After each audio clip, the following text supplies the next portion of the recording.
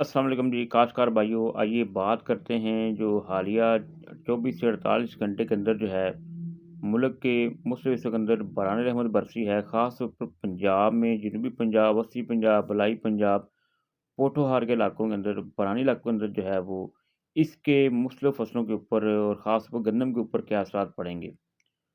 देखा जाए तो जो हालिया बारिश हुई है ना, ये सोने पे सुहागा बन गया है। काश्तकारों को चाहिए कि सजदा शुक्र अदा करें, शुक्राने की नफ़ल अदा करें, क्योंकि गंदम की फसल सीरियस स्ट्रेस में थी, दरिया बढ़ रहा था और इस वक़्त जो है गंदम की फसल पॉलिनेशन के ऊपर आ रही थी, गोब की हालत में है।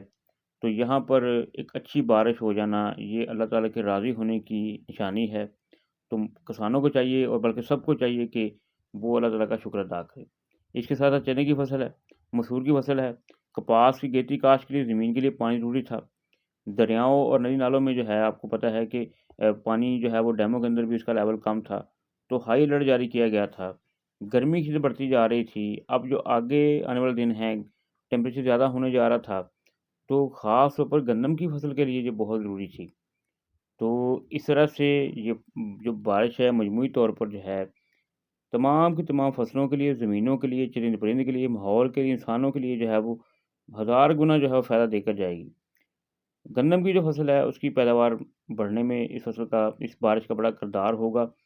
चने की फ़सल के लिए, मसूर की फ़सल के लिए, कमाद की फ़सल के लिए, सोयाबीन की फ़सल काश्त करने के लिए, कॉटन की खेती काश्त करने के लिए और दीगर फ़सलों के लिए जो है वो, ये बहुत ज़्यादा जो है फ़ायदेमंद होने जा रही है। तो आज के लिए आपको चाहिए कि इसके लिए शुक्राने की नफ़ल अदा करें, क्योंकि काश्त करना ये बहुत ज़रूरी है।